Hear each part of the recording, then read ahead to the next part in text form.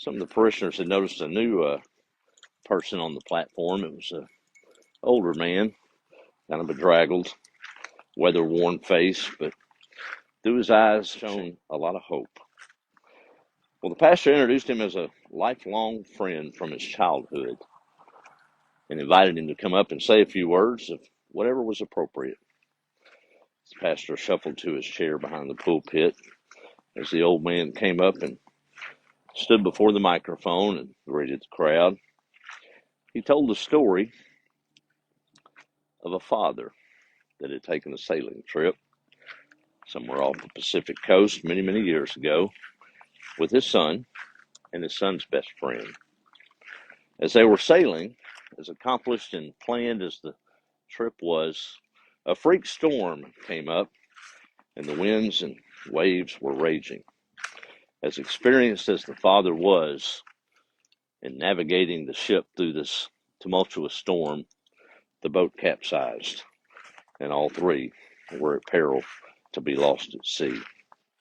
The father still had a hold of the boat. The two boys were drifting away in fear of drowning. He had just split seconds to act with the lifeline that he had in his hand. There was his son, a Christian, who had made his election sure, and his son's best friend, who didn't know the Lord.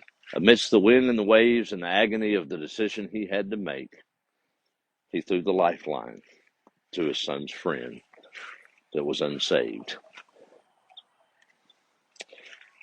As the line whistled through the night air, the waves, the life preserver landed home on his son's friend, and he yelled at the top of his lungs, "I love you, son," just as he disappeared beneath the waves. Son drowned that night. They never recovered the body. Well, through this story, as he was telling it, there were two young men on the front pew there, and they'd been in their own world as normally they were as teenagers, but they'd become pretty attentive to this old man's recounting of the perilous trip at sea that had been experienced by this trio. He looked at the crowd and he said, "How beautiful it is that God would send his only son to die for those that weren't saved." With that, he turned around and sat back down in his little seat, and the pastor came up, delivered his normal Wednesday night Bible study sermon with an appeal at the end for those that didn't know the Lord to come forward.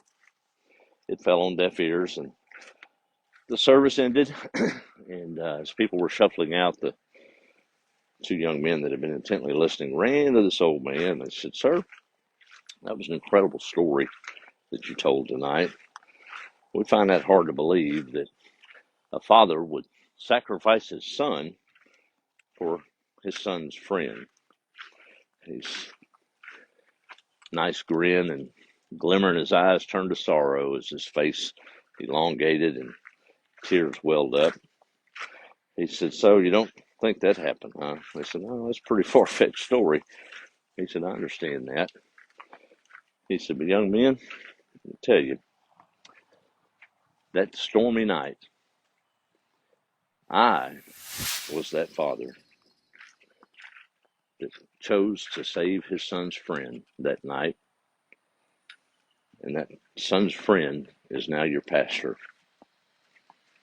That really impacted me to make that choice and to think about how the good Lord's sacrifice of sending his only begotten son to this world to live a blameless life, die on that cross in full agony, to die, but to be raised up again in the hopes that those would come to him and make their election sure and call on his grace. And that's something beautiful, beautiful story of trust and faith.